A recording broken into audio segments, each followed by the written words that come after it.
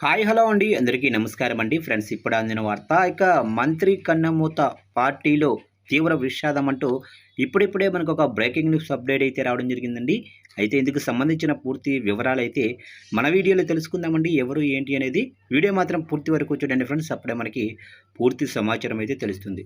Late చేయకుండా టాపిక్లోకి వెళ్ళిపోదాము. కర్ణాటక ప్రణాళిక గణాంకాల శాఖ మంత్రి డి సుధాకర్ కన్నుమూశారు. గత నెల రోజులుగా బెంగళూరులోని కిమ్స్ ఆసుపత్రిలో అనారోగ్యంతో చికిత్స పొందుతున్న ఆయన ఈరోజు అంటే ఆదివారం తెల్లవారుజామున 3 గంటల 15 నిమిషాలకు తుదిశ్వాస విడిచినట్లు ఆసుపత్రి వర్గాలు ప్రకటించాయి.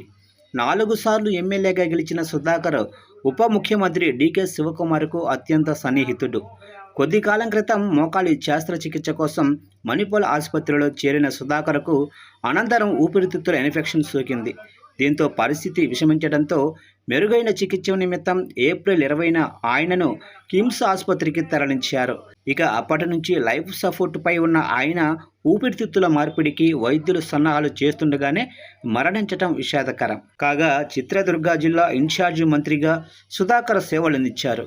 డికే శివకుమార్ను రాజకీయ గురువుగా భావించిన ఆయన శివకుమార్తో సన్నిహిత సంబంధాలు కొనసాగించారు.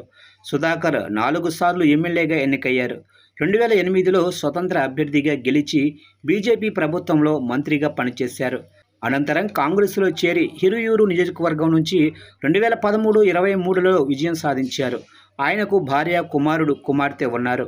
మంత్రి సుధాకర్ మృతి పట్ల డిప్యూటీ సీఎం డికే శివకుమార్ తీవ్ర దిగ్భ్రాంతి వ్యక్తం చేశారు.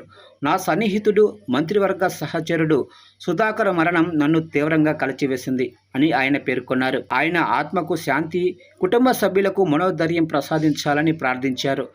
ప్రతిపక్ష నేత ఆర్ అశోక కూడా సంతాపం తెలిపారు.